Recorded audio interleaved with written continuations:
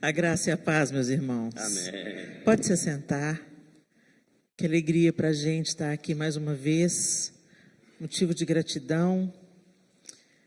E ao Senhor seja toda a glória. Toda a glória. O Senhor não divide a glória dele com ninguém.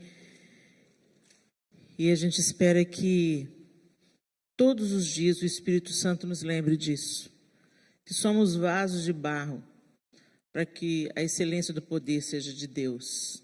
Né? Tudo sobre Ele, não é sobre nenhum de nós, mas sobre Ele, seu propósito, sua bondade, sua misericórdia, renovada todas as manhãs sobre nós.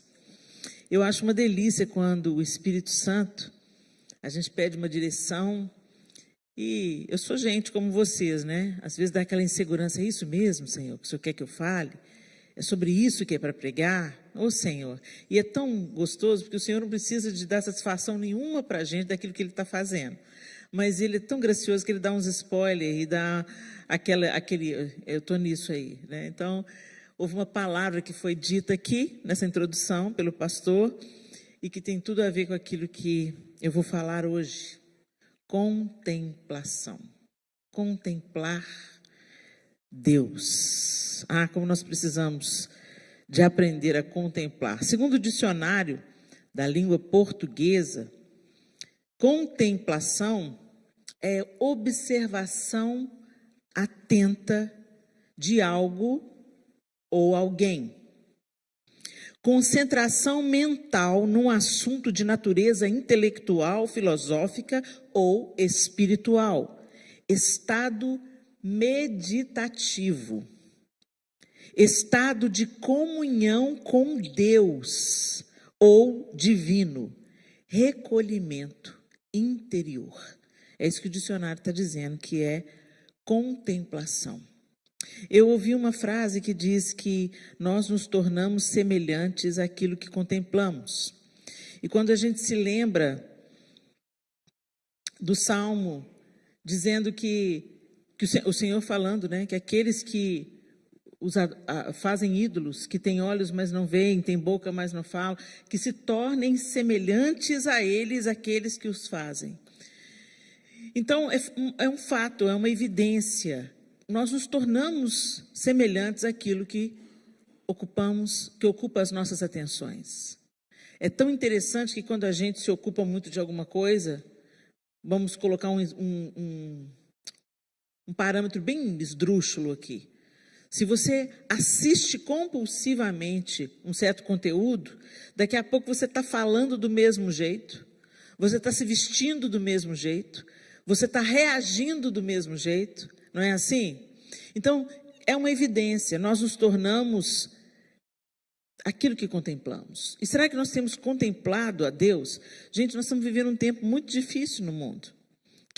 Quem não está passando despercebido, quem assiste minimamente aos noticiários, acompanha aí os pais que têm filhos em idade escolar, você acompanha os desafios que os seus filhos estão vivendo hoje. Gente, eu nunca pensei que eu fosse viver para ver o que a gente está assistindo hoje no mundo. Os absurdos que estão acontecendo hoje no mundo. Recentemente aqui nos Estados Unidos, eu não sei se vocês tomaram, parece que no Missouri, eu não tenho certeza, eu não me lembro agora em que estado que aconteceu isso, mas uma pessoa, um homem, entrou num shopping aqui nos Estados Unidos, considerada a nação mais cristã do mundo. Ele entra num shopping com a camisa escrito Jesus Cristo salva, e ele foi convidado a se retirar. Ele falou assim, olha, ou você tira a sua camisa, com esse dizer, Jesus Cristo salva, ou você, por favor, se retire. Isso não foi filmado, o segurança abordando o rapaz e falando com ele, e o rapaz falando, mas eu não falei nada, eu só estou me dirigindo a Macy's. Não, mas você está com esse dizer e as pessoas estão reclamando que é ofensivo. Jesus Cristo salva é ofensivo. Mas você andar vestido de demônio não é ofensivo. Você fazer o que está acontecendo no Brasil hoje, reversão de sexo numa criança de 8 anos, não é ofensivo. Então, a gente está vivendo realmente uma época delicada de absurdos E o que era errado passou a ser certo, e o que é certo passou a ser errado.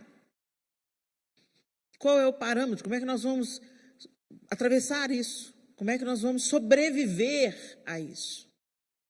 Contemplando o Senhor, colocando os nossos olhos nele. Como foi cantado aqui, há um lugar de refrigério. Esse lugar é no Senhor. Contemplar no contexto da fé, de acordo com aquilo que a gente já leu aqui pelo dicionário, significa conhecer Deus através de uma vivência pessoal e não apenas retórica, ou não apenas discursiva. A gente fala muito de Deus. Você pode falar de mim, você pode me conhecer das redes sociais, você pode falar de mim, mas você só me conhece quem come um quilo de arroz comigo. Né, João? Para você me conhecer, você tem que andar comigo. Você tem que me ver nos meus dias bons e nos meus dias ruins. Você tem que me ver com saúde, tem que me ver enferma. Você tem que me conhecer em estados de graça e em estados de tribulação. Para a gente conhecer uma pessoa, daí que vem o ditado, comer 1 quilo de sal. O comer 1 quilo de sal não significa que você vai ficar amargando a boca para ver como é que o outro vai reagir. Significa que para consumir 1 quilo de sal leva tempo, leva dias para você consumir 1 quilo de sal. Muitas refeições para você consumir 1 quilo de sal. Então, para você conhecer alguém, você tem que comer 1 quilo de sal, leva tempo. Quanto tempo a gente tem empreendido em conhecer o Senhor? Eu não estou falando do seu devocional rapidinho para você dar o check na religião, não. A gente se sente até melhor do que os outros porque a gente faz o devocional todo dia. Eu leio a minha Bíblia 1 vez por ano, mas isso não está te mudando, então sinto muito, você está se auto-enganando. Né? Não é o dever religioso. É tão interessante que o irmão citou o que está acontecendo em Asbury, e é tão interessante que lá no Brasil já está quebrando o pau. Como tem os fiscais da adoração, né? Pessoal, é avivamento? Não é avivamento? Tem sinal de avivamento? Cuide da sua vida. Cuida da sua vida, deixa Deus, sabe? Fica tentando pôr Deus numa caixinha. Deus age como Ele quer, Ele faz o que Ele quer.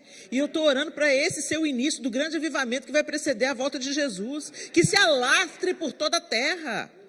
E se há um mover momentâneo, glória a Deus, porque vidas já se renderam a Cristo, então está cumprindo um propósito. Mas se vai continuar, não vai continuar, se é de Deus, não é de Deus, gente, o que não é de Deus vai passar. Até movimentos legítimos que foram de Deus, eles tiveram tempo, cumpriram o seu propósito e passaram.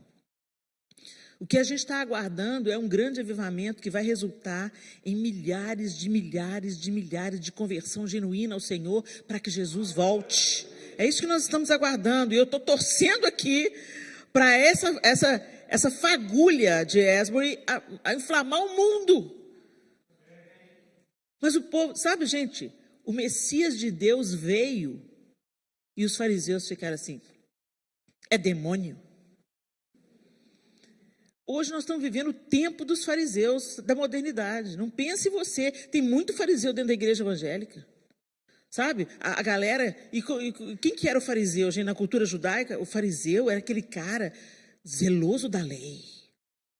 O cara, a seita dos fariseus, eles nascem para chamar o povo ao arrependimento. O povo estava vivendo a vida toda doida, toda torta. Não, peraí, gente, vamos organizar esse negócio. Olha a lei, Deus deu uma lei para a gente cumprir. Vamos viver o que Deus plantou, o que Deus falou para a gente viver. Os fariseus nascem de uma maneira boa, uma maneira positiva, chamando o povo para arrependimento, chamando o povo para viver diante de Deus e não viver uma vida de qualquer jeito. Mas aí vem o Messias de Deus e não estava no modelo que eles esperavam. Eles esperavam um Messias político, um Messias que fosse elevar Israel ao status de grande primeira nação do mundo. E aí vem Jesus montado num jumentinho. E ainda tem pregador que fala assim que o jumentinho era BMW da época. Mentira! Esse é o pregador que está querendo justificar a BMW dele, entendeu? Tinha os cavalos puro sangue do Império Romano, as bigas. Jesus podia ter entrado triunfante numa biga romana. Não, foi no jumentinho. Mas a gente tem que explicar e tem que falar se é ou não é, tem todo mundo para dar uma opinião. Cuida do seu altar, cuida da sua vida com Deus. Construa um altar de adoração. Quem somos nós para falar o que é avivamento, o que não é avivamento, enquanto nós não estamos sendo avivados? Jesus disse assim lá em Mateus, capítulo 18, do verso 1 ao verso 5. Naquela hora os discípulos se aproximaram de Jesus e perguntaram: quem é o maior no reino dos céus? E Jesus, chamando uma criança, colocou-a no meio deles e disse: em verdade lhes digo, se vocês não se converterem e não se tornarem como crianças, de maneira nenhuma entrarão no reino dos céus.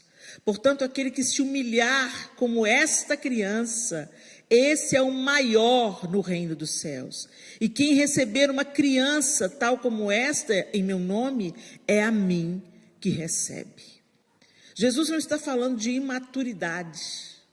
Jesus não está falando de leviandade. Jesus não está falando de ignorância. Jesus está falando da inocência de uma criança, da entrega de uma criança. Vocês já perceberam que uma criança, principalmente quando ela está ali na idade dos 4, 5 aninhos, como ela é curiosa e como ela é pronta para aprender? Você, olha aqui, fulano, vem cá, deixa eu te mostrar um negócio. Ela já vem. E vem atenta, querendo aprender o que tem nessa caixa. Você sabia o que tem nessa caixa? Ela, não. E ela fica fascinada. Teve um tempo que até rolou aí na internet uma criança deslumbrada com um clipe de papel. Vocês viram isso? A mãe deu para ela um clipe de papel para ver qual era a reação. Era uma criança um pouquinho menor, uma menininha que devia ter entre os 2 e 3 anos de idade. E ela abriu o presente, ela é um clipe de papel. Ela... maravilhada, deslumbrada com um clipe de papel. É disso que Jesus está falando. Quando ele fala para a gente se tornar como uma criança, ele está se falando: se deslumbrem com aquilo que eu estou revelando a vocês. Estejam com seus olhos atentos, prontos para aprender, de coração aberto e humilde. Ele fala assim, olha, portanto, aquele que se humilhar como essa criança. O que é se humilhar? É estar desarmado. Eu não quero te provar que eu estou certo, eu não quero te provar as minhas teorias, a minha opinião, eu quero só aprender o que é que você tem para mim. Isso é se humilhar. Isso é ter um coração humilde, estar sempre pronto, aberto, receptivo para o ensino, para o exemplo, sempre pronto a perdoar. É nesse aspecto que Jesus nos chama a ser crianças não imaturos, mas inocentes, puros de coração. E a criança, ela sabe como contemplar. Você dá uma coisinha para a criança, ela se encanta. É tão interessante que eles estavam fazendo uma brincadeira. Para que você gasta com brinquedo? Né? Você pega para a criança um brinquedo todo sofisticado, coloca uma tampa de panela. Ela vai na tampa de panela. Você coloca um patinho de borracha todo colorido e um espelho. Ela vai no espelho. Um pente, a escova de cabelo. Olha as coisas que as crianças gostam. E elas ficam ali por horas, brincando. Um pedaço de linha. O João Lúcio tem uma irmã que é sempre criança. Ela tem limitação intelectual, é a Gesira. E a Gesira, ela se encanta com um pedaço de barbante. Você dá para a Gesira um pedacinho de barbante, ela fica horas encantada com um pedaço de barbante, brincando com um pedaço de barbante, fazendo exercícios, vendo que funciona com um pedaço de barbante, e passa o barbante na cara, e passa o barbante no cabelo, e passa o barbante, enrola o barbante, desfaz o barbante, e ela fica horas entretida com um pedaço de barbante. Contemplar. A gente precisa de passar a hora entretidos com aquilo que Deus quer nos ensinar. A gente tem que aprender a se encantar, a se deliciar com a palavra de Deus. Uau, eu nunca tive... Gente, eu já li isso aqui 500 vezes. Edmeia Williams esteve aqui com vocês, não esteve? Edmeia Williams, missionária Edmeia Williams. Edmeia é uma querida, daqui a pouco, no final desse culto, eu vou pôr ela aqui no vídeo para fazer um convite para vocês. Mas Edmeia... Uma vez ela me contou um episódio muito engraçado. Ela estava aqui nos Estados Unidos e ela estava estudando as escrituras. Edmeia é uma verdadeira, desculpa a palavra, né, tarada.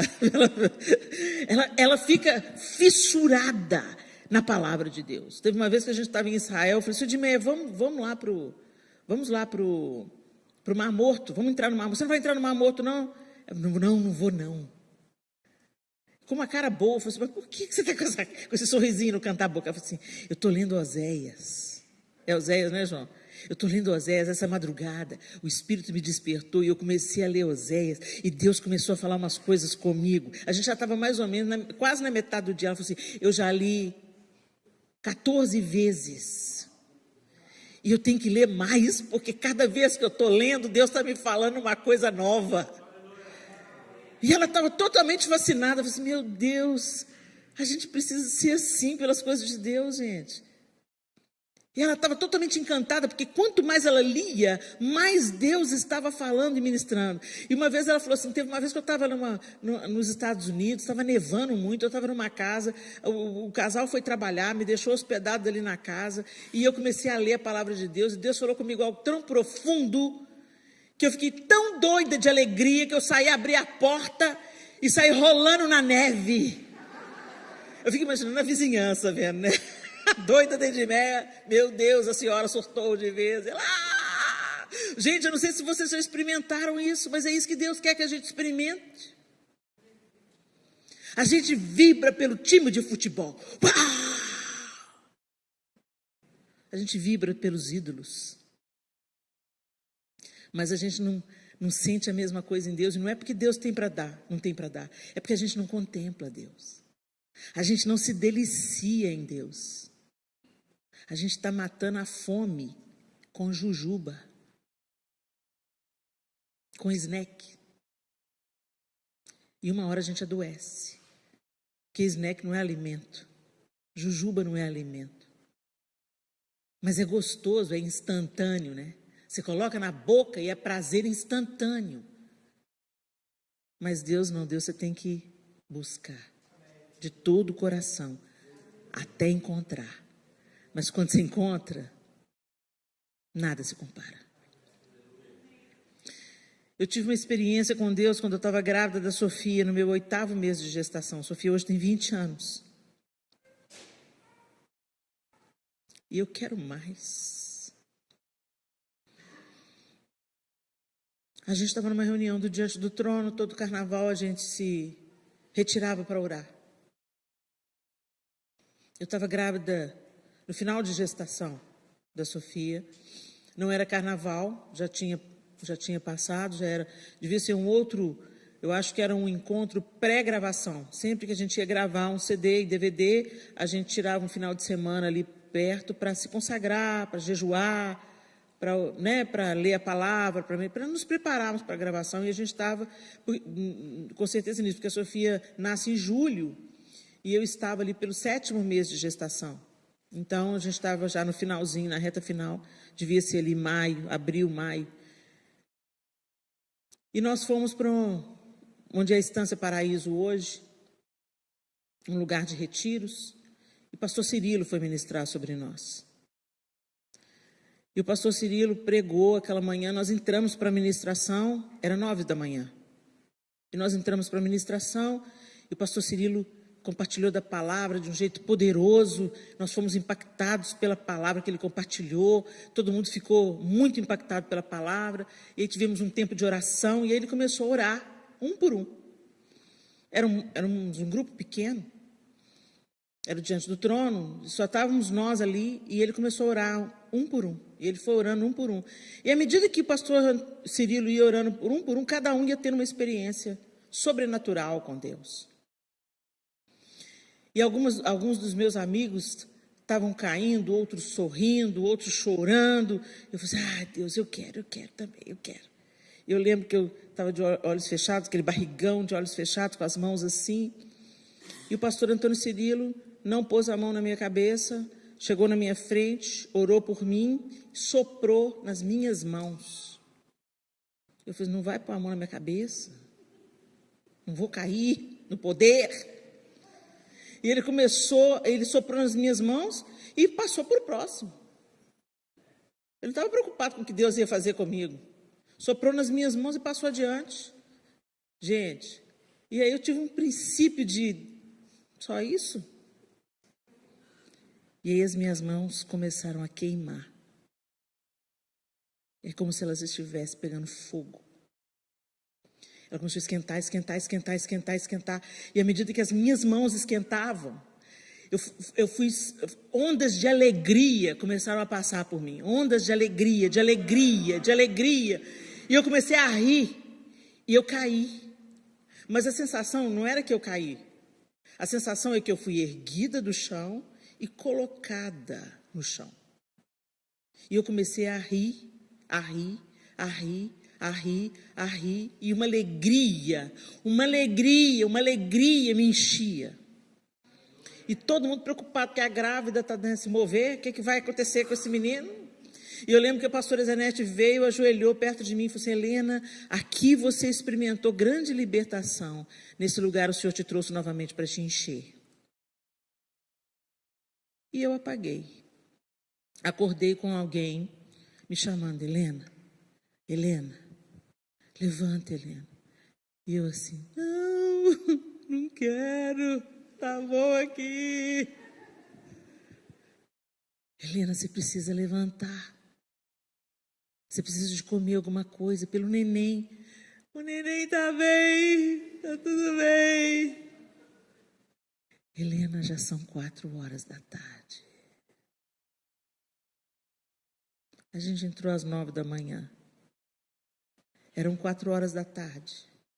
Uma mulher grávida de 7º para o 8º mês vai no banheiro de meia hora.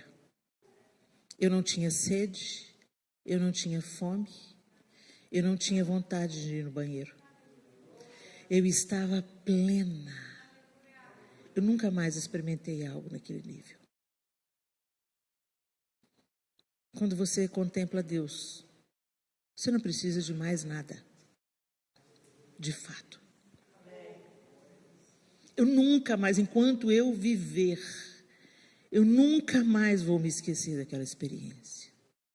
O João estava ali junto com a voz que estava me convidando, que era a tia Lenilda, uma senhora mais velha, que estava preocupada com o meu estado de gestante, estirada no chão por quantas horas? Vamos supor que aquele momento de ministração tenha acontecido às 11 da manhã, porque a gente entrou para a ministração, era às 9. Eu não bebi, não comi, não fui ao banheiro desde então. 9, 10, 11, meio-dia, 1, 2, 3, 4, 7 horas. Mulher grávida tem cãibras, tem desconfortos. E eu estava de barriga para cima. Quando eu deitava naturalmente, de barriga para cima, a Sofia não me dava sossego enquanto eu não virava de lado. Mas eu estava plena, o bebê estava pleno. E o que eu estava ali? Descansando. Guarde essa palavra, descanso. Enquanto contemplamos a Deus, conhecemos a Deus. E conhecimento, o termo conhecer a Deus, vai além de ter conhecimento intelectual. Ele expressa a relação pessoal entre o que conhece e o que é conhecido. Então, quando se fala em conhecer a Deus, não é só uma apreensão intelectual. Se fala de andar com Ele. Por isso que é possível você fazer tudo para Deus e não conhecer a Deus e nem ser conhecido dEle. Quando Jesus fala assim, nunca vos conheci, não significa que Ele não vai saber quem é, como viveu. Ele vai saber tudo. Mas Ele quer dizer, nunca te conheci, eu nunca tive intimidade com você, eu nunca andei com você. Mas Senhor, em Teu nome profetizamos, expelimos demônios, curamos enfermos, fica longe de mim, maldito.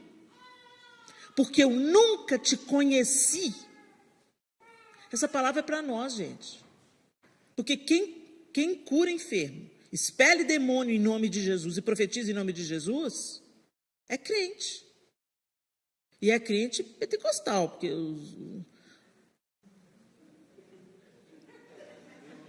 vocês entenderam?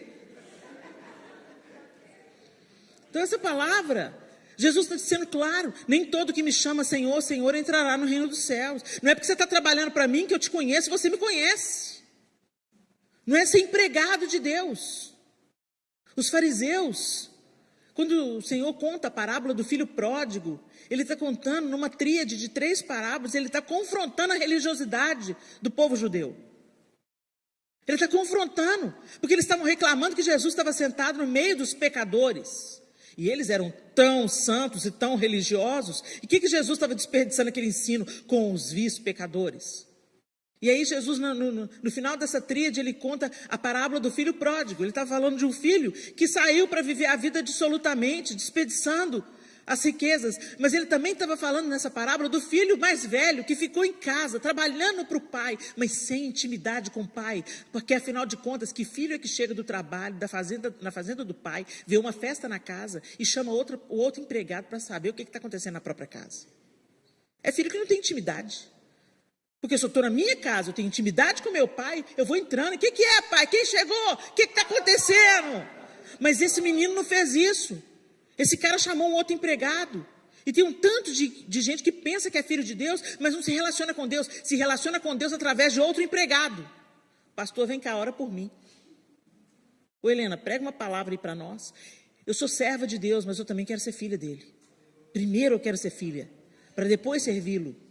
Que o meu serviço seja consequência do meu relacionamento e não o contrário. Você pensa que você está trabalhando para Deus, que você está se relacionando com Deus, você está se auto-enganando, meu irmão. Você pode se matar de fazer a obra de Deus e não conhecer a Deus. Esse é o estado mais terrível que uma geração pode experimentar.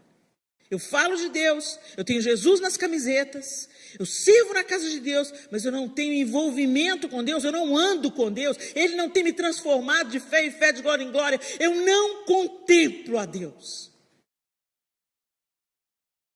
Eu não caminho com Ele. Eu não ando com Ele. 24 horas por dia, 7 dias por semana. Deus é meu Deus nos domingos, Deus é meu Deus na igreja, Deus é meu Deus na reunião de célula, no culto doméstico. Mas lá no serviço eu deixo Deus meio de lado. Lá na faculdade, Deus meio de lado. No meu namoro, eu deixo Deus de lado. No meu casamento, Deus de lado. Nas minhas amizades, Deus fica um pouquinho de lado, senão eu vou passar vergonha. Enoque andou com Deus, Noé andou com Deus, Abraão andou com Deus. Eles não se envergonharam de ser amigos de Deus. Então Deus também nunca se envergonhou deles. Conhecer no hebraico é iada. O termo semelhante no grego é gnosko. E significa, esse termo apresenta uma grande variedade de significados, né, no hebraico bíblico. Iada e seus cognatos, que se originam de uma mesma raiz ou etimologia, podem significar conhecer como percepção sensorial. Então eu conheço através dos sentidos. Como que eu conheço através dos sentidos? Como é que eu sei que isso não é vinho branco? É água.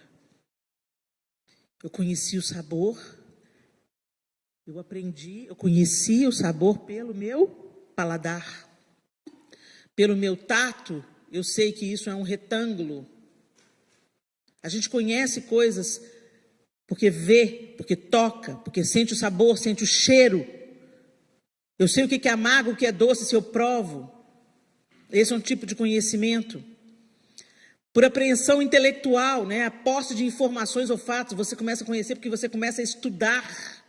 Então, isso também é conhecer. A conhecer também pode ser habilidade prática, se refere à aprendizagem por observação. Então, você começa a ver como um carpinteiro funciona, ou vocês aqui lidam com construção, né, civil, vai aprendendo como é que faz a faxina, como é que constrói. O estilo de construção aqui é diferente do estilo de construção no Brasil. Então, você vai observando, e pela observância de como é feito, você aprende, você conhece. Não é assim? Você também, esse termo também pode significar intimidade física. Quando fala lá que José tomou Maria por sua esposa, mas não a conheceu até que ela deu à luz ao bebê e ele chamou de Jesus. Então também está falando de intimidade sexual. O Senhor quer que nós o conheçamos plenamente. aprendendo intelectualmente, percebendo, provando de quem é Ele.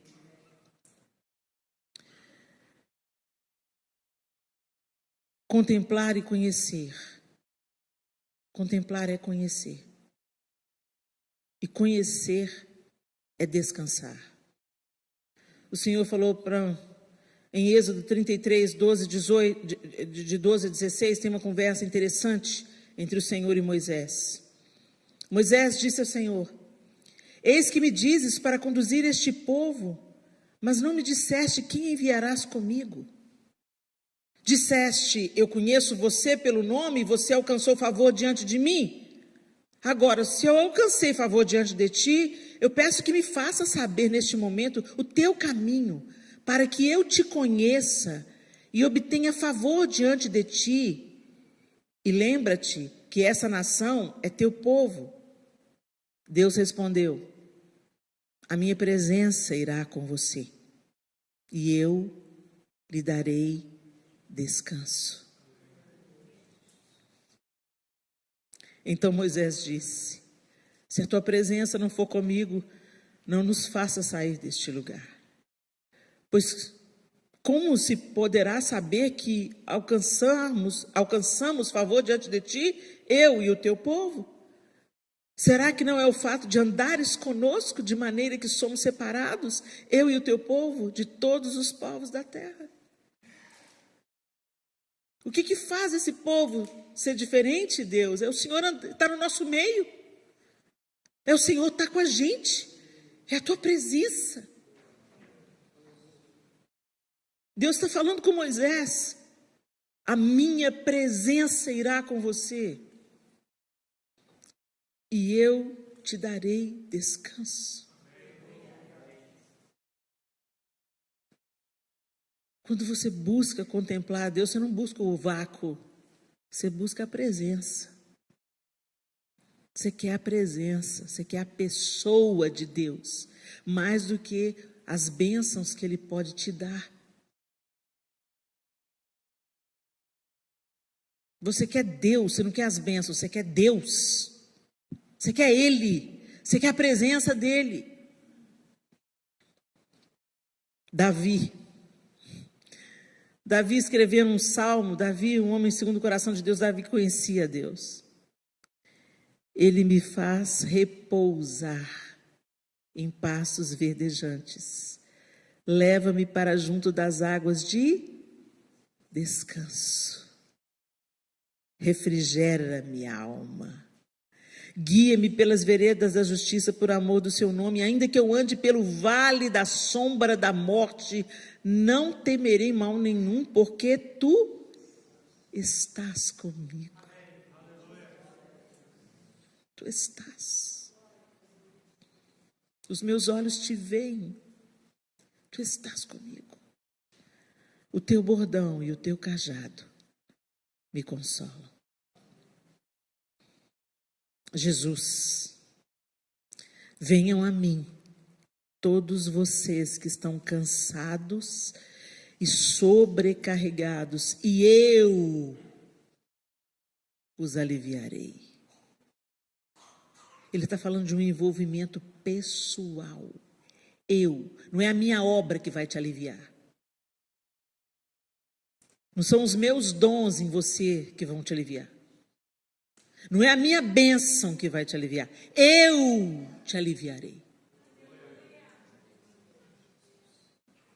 Tomem sobre vocês o meu jugo e aprendam de mim, porque sou manso e humilde de coração. Aquieta o facho, manso e humilde, manso e humilde, manso e humilde. Não independente e poderoso, manso e humilde. E vocês acharão descanso para a sua alma, porque o meu jugo é suave e o meu fardo é leve. O apóstolo Paulo: e todos nós, com o rosto descoberto, contemplando a glória do Senhor, contemplando a glória do Senhor, somos transformados de glória em glória na sua própria imagem, como pelo Senhor que é o Espírito. Quando eu contemplo Deus, eu me torno semelhante a Ele novamente. A imagem que foi perdida na queda, a imagem que foi corrompida na queda do homem, me é reconstruída na comunhão diária. Jesus abre o caminho, salva você, abre o caminho de acesso a Deus, mas você precisa de entrar por esse novo e vivo caminho e contemplar Deus. Então vamos voltar para saber o que é contemplar mesmo? O que é contemplar? Será que vocês guardaram aí o que é contemplar? Contemplar, observar atentamente. Quem? Deus.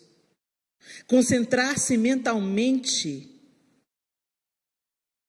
no assunto espiritual, entrar num estado meditativo, no estado de comunhão com Deus ou com o divino. Recolhimento interior. Nós vivemos numa vida tão agitada, vocês trabalham tanto, vocês fazem tantas coisas, e Deus está ali, mas vocês nem percebem. Nós precisamos de pedir a Deus a consciência da presença, porque Deus está. A gente fala às vezes, vem com a sua presença, Deus, vem com a sua presença, vem com a sua presença. Eu estou. Eu sou onipresente. Mas você está ansioso por tantas coisas desviam a nossa atenção. A gente acha que está fazendo um grande favor para Deus quando a gente lê a Bíblia toda por ano. Você acha que está fazendo algum favor para Deus quando você faz o seu devocional mal e porcamente?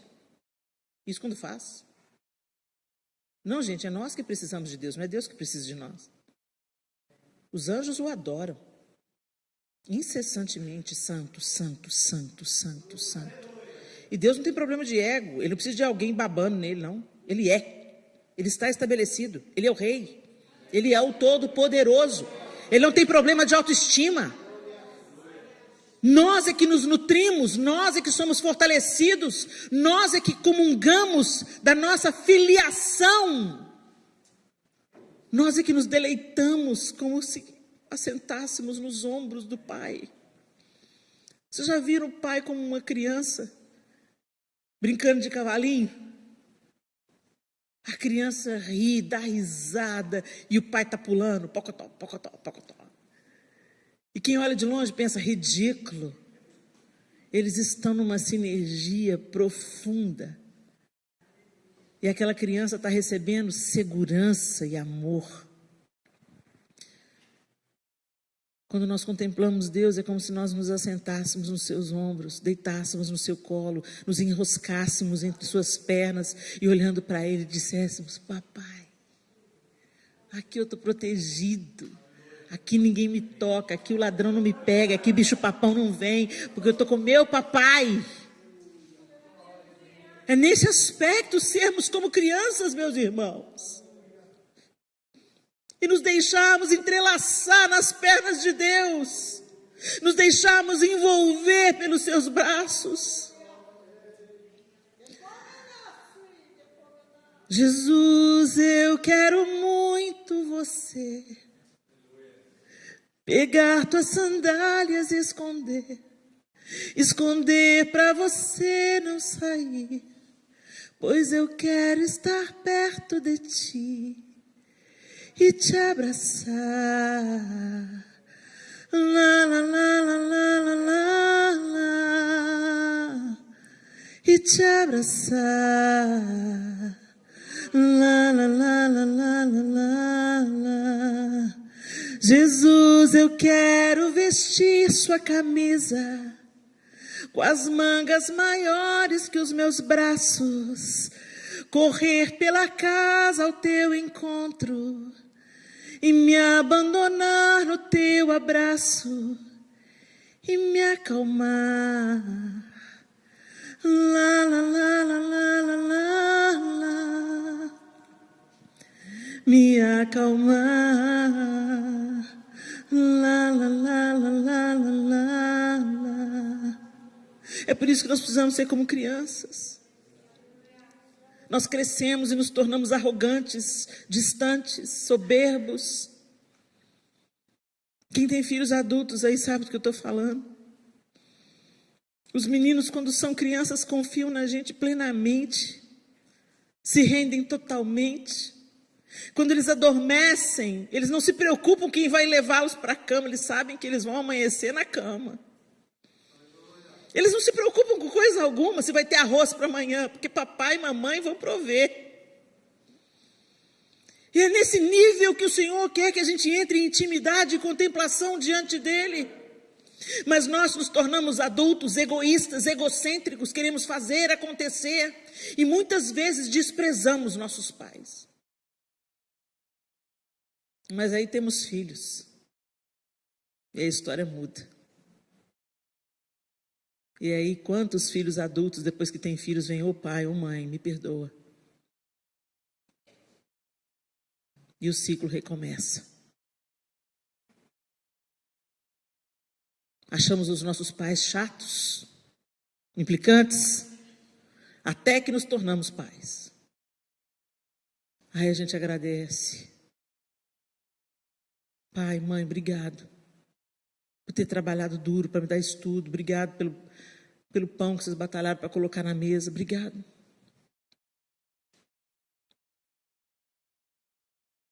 Que nos tornemos como crianças, meus irmãos. No que tange a contemplar e conhecer o Senhor. Crescemos um pouquinho e nos tornamos soberbos, arrogantes. Achamos até que sabemos mais do que o próprio Deus. E tudo que Ele quer é um coração quebrantado e contrito. Ele não desprezará o coração humilde. É por isso que vivemos cansados, sobrecarregados, agitados, insatisfeitos, briguentos, pirracentos. E sempre achamos que Deus tem um filho preferido. Porque não nos aquietamos. E não nos tornamos como crianças, plenos, confiantes, nos deleitando apenas no colo do Pai.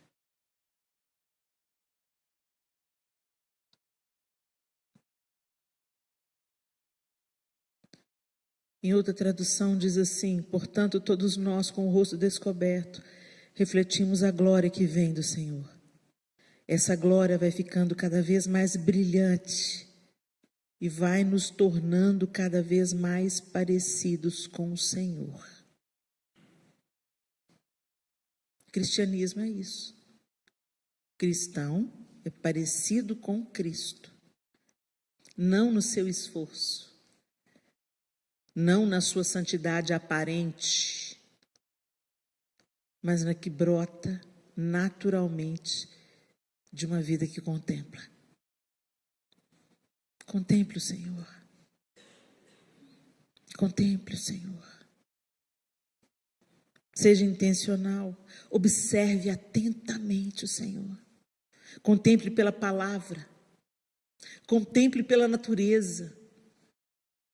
Enxergue Deus na sua obra. Deus não é a natureza, Deus não é bicho, Deus não é sol, Deus é uma pessoa, Deus é Deus, Deus é o Criador de todas as coisas. Mas quando você para diante de uma pintura, de uma escultura, você vê o talento do artista e nuances do seu caráter, nuances do seu interior. O artista deixa a sua assinatura, o seu jeito na sua obra.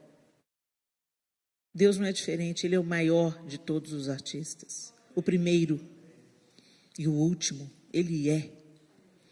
Quando a gente vê um pôr do sol, quando a gente vê os flocos da neve, não tem nenhum floco igual ao outro.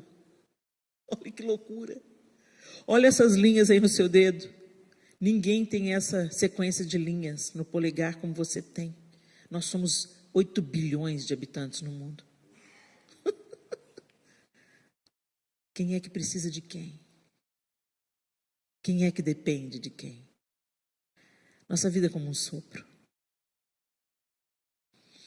Mas nós somos tão arrogantes e metidinhos.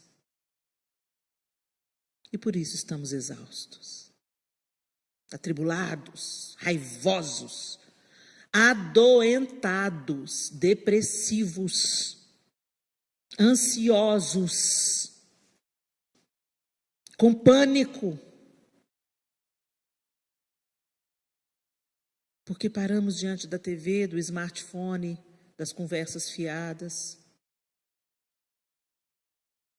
mas não procuramos Deus. Nos flocos de neve, no pôr do sol, na primavera explodindo em cor, em cheiro, apreensão pelo sensorial. Quando você come uma coisa muito gostosa, você fala, divino. Não é? Quando você cheira um perfume, um cheiro gostoso, um cheiro de café coado na hora. Revigora a alma.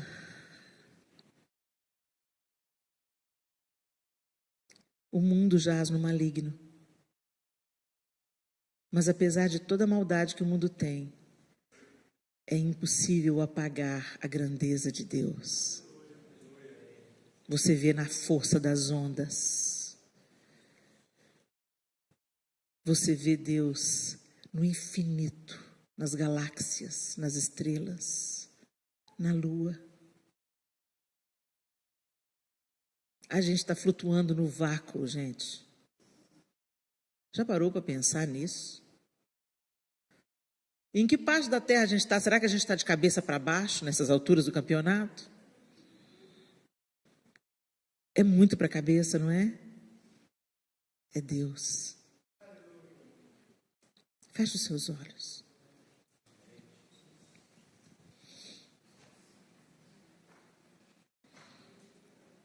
Ah, Senhor, nós queremos te ver. Eu quero que você, com os olhos fechados, responda para você mesmo. Você tem contemplado Deus? Como nós vivemos os nossos dias, a gente vive a nossa vida.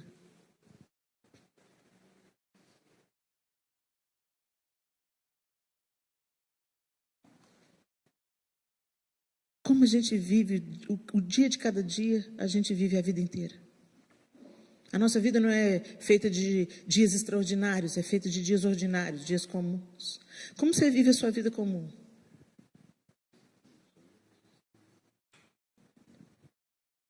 Como você vive o seu trabalho, sua família, sua casa? Em que lugar Deus está na sua vida? Nos domingos? Na religião?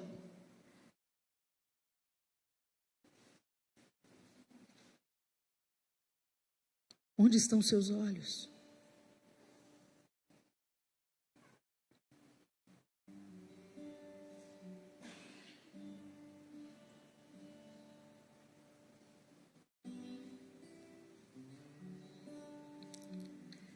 Quem que você tem contemplado no seu dia a dia?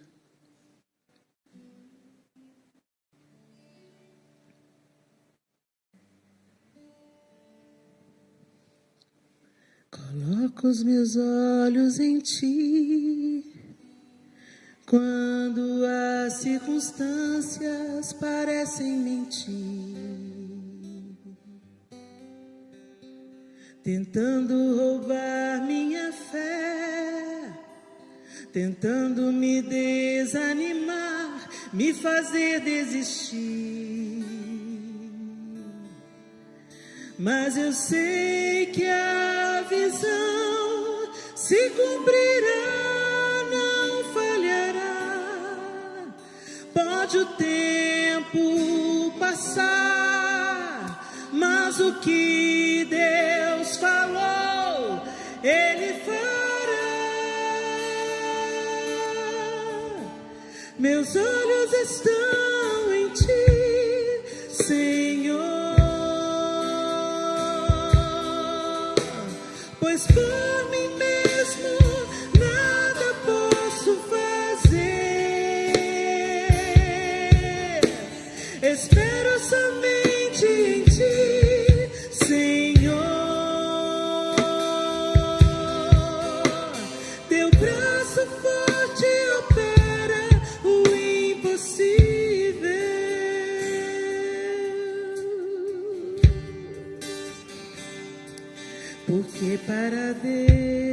Deus não haverá impossíveis, porque para Deus não haverá impossíveis em todas as suas palavras. Ajuda-nos, Senhor. Coloco os meus olhos em Ti, quando as circunstâncias parecem mentir, tentando roubar minha fé, tentando me desanimar, me fazer desistir. Mas eu sei que a visão se cumprirá.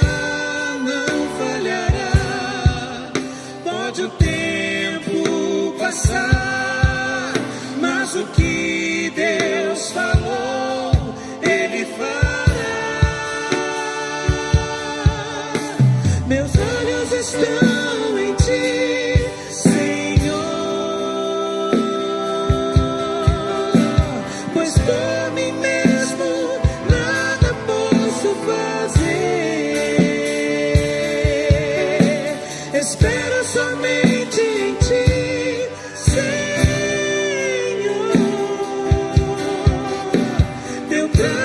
Forte opera o impossível.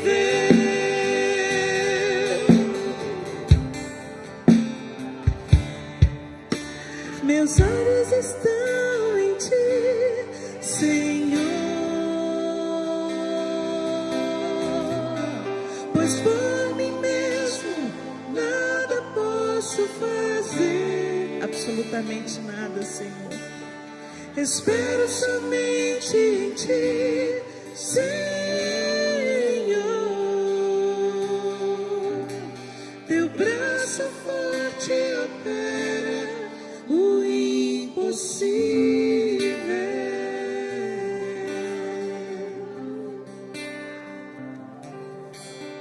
Senhor, nós Te adoramos. Nós nos concentramos em Ti, Senhor.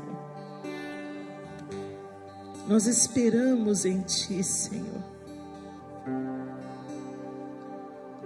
Oh, Deus, ensina-nos, Espírito Santo, a Te contemplar, como o apóstolo Paulo disse, com o rosto descoberto, sem sofismas, sem mentiras, sem distrações, com o rosto descoberto, sem o véu do engano, sem os falsos ídolos desse tempo, contemplando a Tua glória, até que sejamos semelhantes a Ti. Dê-nos o Teu descanso, Senhor. Estamos aflitos, adoentados, ansiosos, temerosos, desanimados, abatidos, entristecidos, porque não temos contemplado, Senhor Deus. Tu és a nossa esperança, Senhor. Desperta-nos, Senhor. Arranca o véu, Senhor, do nosso entendimento, para que a gente realmente contemple o Senhor através da Tua palavra, não como um rito religioso, mas como um deleite de Te conhecer, através da oração, não como um fardo pesado e monótono, mas como uma boa conversa, à roda da mesa, de joelhos, de pé, deitados, andando, correndo, vivendo, andando com o Senhor. Ensina-nos, Espírito, a perceber a Tua presença todo o tempo, todo o tempo. Dá-nos a consciência da Tua presença, Senhor. No lazer, dá-nos a consciência da Tua presença. No trabalho, dá-nos a consciência da Tua presença. No trânsito, indo, vindo, dá-nos a consciência da Tua presença.